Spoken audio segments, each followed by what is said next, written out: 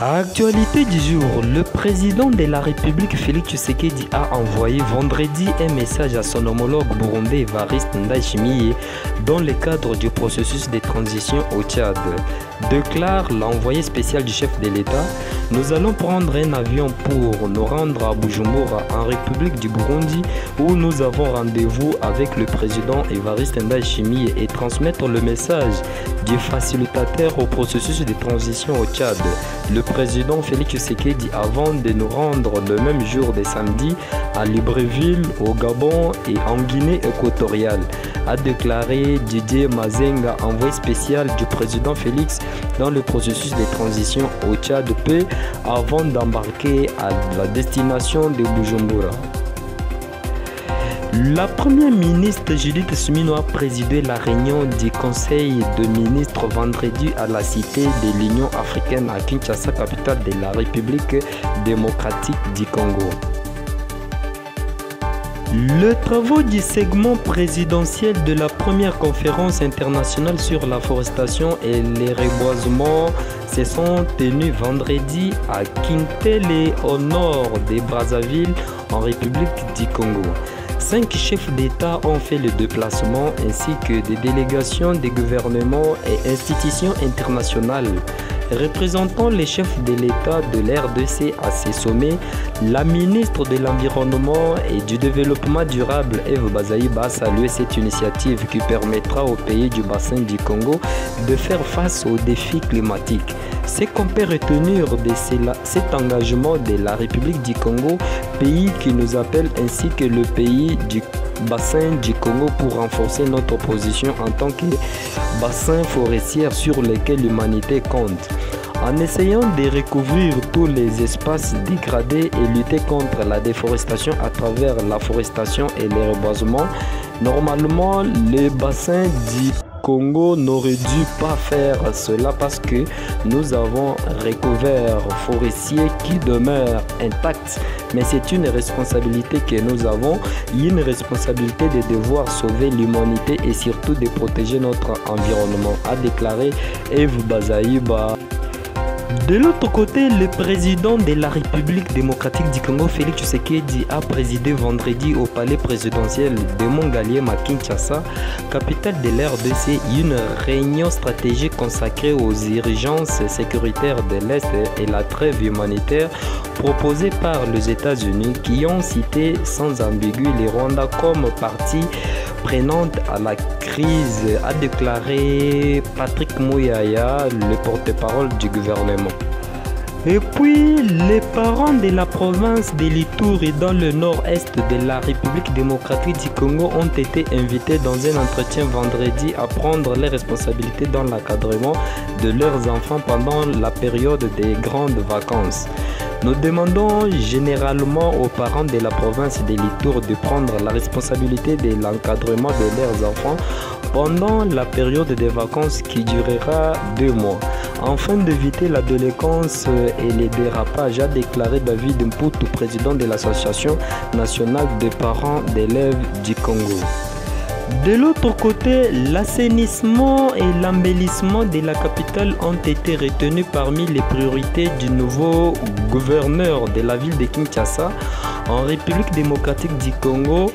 Parmi mes priorités, à côté de la sécurité, de la mobilité, il y a l'assainissement et l'embellissement de Kinshasa, conformément à la vision du chef de l'État Félix Tshisekedi qui veut une capitale propre. Nous devons tous faire de salubrité une priorité. Je compte sur l'implication des Kinois pour la réussite de cette opération.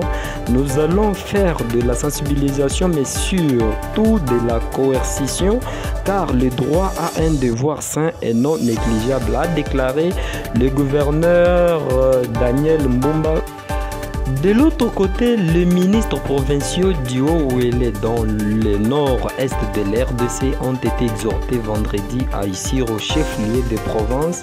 à continuer d'exercer leurs attributions dans le respect des procédures en attendant la nomination du nouveau gouvernement lors du premier conseil ordinaire de ministres présidé par le nouveau gouverneur de province Jean Bakomito Ngoubo. En sa qualité de chef de l'exécutif provincial, l'autorité provinciale a accordé le feu vert et exhorté les ministres provinciaux à exercer pleinement leurs attributions dans le respect des procédures, et c'est en vertu du principe de la continuité des services publics pour faire face aux différents défis de développement de la province en attendant la constitution prochaine de la nouvelle équipe gouvernementale, a déclaré Raphaël Marie Masoki. Et puis l'intronisation de l'évêque du diocèse de Goma et du Grand Kivu de l'église orthodoxe Timothée Ntumba est prévu à la fin du mois de juillet au chef-lieu de cette province dans l'est de la République démocratique du Congo, dit-il. Je suis venu annoncer à l'autorité urbaine la nouvelle de mon intronisation en tant qu'évêque du diocèse de Goma et du Grand Kivu. Nous voulions avoir des conseils pour savoir comment se comporter suite aux nombreux invités. De l'autre côté, le président de la République démocratique du Congo, Félix Tshisekedi, a félicité vendredi le chef du parti travailliste britannique, Starmer, désigné Premier ministre du Royaume-Uni. Après la victoire de son parti lors des élections législatives du 4 juillet, le chef de l'État exprime sa volonté pour un nouveau départ dans le partenariat entre la République démocratique du Congo et le Royaume-Uni pour renforcer les relations d'amitié, de coopération et promouvoir la paix ainsi que la stabilité en Afrique et dans le monde. La vision de la stratégie nationale de promotion de la masculinité positive, notamment celle de promouvoir l'égalité des sexes en RDC, a été expliquée lors d'une restitution faite vendredi à Kinshasa. La vision de la stratégie nationale de promouvoir de la masculinité est de bâtir une société où les hommes et les femmes se tiennent et font la promotion de l'égalité des sexes et la lutte contre des violences basées sur le genre, à travers les formes positives de la masculinité dans tous les domaines et secteurs de la vie, a déclaré Carlin, expert en matière masculinité et féminité positive. Et puis, un moratoire de 60 jours est accordé aux entreprises et établissements publics utilisant la main-d'œuvre étrangère en République démocratique du Congo pour se conformer à la loi qui interdit à tout employeur d'embaucher ou de maintenir en service un travailleur étranger en vertu d'un contrat de travail s'il n'a préalablement sollicité et obtenu un contrat de travail au bénéfice de ces derniers auprès du ministère congolais de l'Emploi et du Travail. Le président du bureau provisoire du Sénat de la République démocratique du Congo, Pascal Kindwelo, a décidé vendredi dans un communiqué de mettre sur pied une commission d'information ad hoc sur les allégations tendant à attacher l'honneur et la crédibilité de la Chambre haute du Parlement faite par l'ancien vice-premier ministre du Sénat, Sangema Mozaï. De l'autre côté, le vice-premier ministre, ministre du Plan et de la Coordination de l'aide au développement,